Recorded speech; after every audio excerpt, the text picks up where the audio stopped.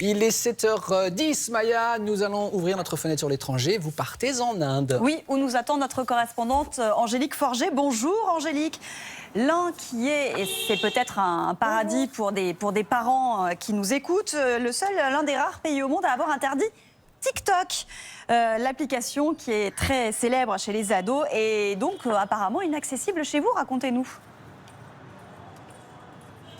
Et oui, cela fait déjà presque 4 ans que TikTok est ici complètement bloqué. On a beau essayer d'ouvrir l'application, aucun contenu ne se charge. En fait, le réseau social est censuré par les autorités. Pourquoi? Eh bien parce que TikTok, vous le savez, c'est chinois. Et entre la Chine et l'Inde, disons que les relations ne sont pas au beau fixe. En fait, c'est après de violents affrontements entre l'armée indienne et chinoise à la frontière que New Delhi, en mesure de représailles, avait décidé d'interdire l'application. Mais figurez-vous qu'en Asie, l'Inde n'est pas le seul pays à avoir interdit TikTok. Le dernier à l'avoir fait, c'est le Népal. Officiellement, les autorités ont voulu protéger l'harmonie sociale. Regardez ce reportage tourné à Katmandou, la capitale. Il est signé Germain Ballet. À Katmandou, comme beaucoup de jeunes de leur âge, ces ados népalais ne passent pas une journée sans leurs réseaux sociaux préférés. Facebook, Instagram, TikTok. Mais depuis novembre dernier, l'application de vidéos courtes est inaccessible, bannie par le gouvernement. Ça ne marche pas. Ayusha Tamang, 17 ans, y passait jusqu'à 6 heures par jour. Un matin, j'ai ouvert TikTok et ça ne marchait plus. Je ne comprenais pas, j'ai même pleuré. Au Népal, 4 jeunes sur 5 utilisaient TikTok chaque jour. Une plateforme devenue trop influente aux yeux des autorités. Certains opposants politiques l'utilisaient comme outil de communication. Avec leurs vidéos addictives, TikTok influençait même ceux qui ne savaient pas lire. TikTok n'est pas parvenu à réguler ses contenus les plus problématiques.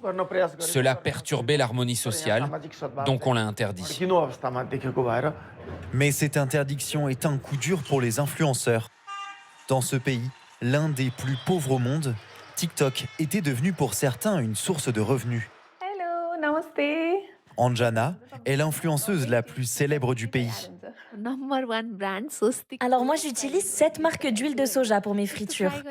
Sur TikTok, elle diffusait ses vidéos de recettes et en profitait pour vendre en ligne ses plats faits maison. L'interdiction de TikTok a divisé de moitié ses revenus. Nos ventes ont drastiquement chuté. Il n'y a aucune plateforme aussi efficace que TikTok. Elle me permettait de toucher des centaines de milliers de personnes en un rien de temps.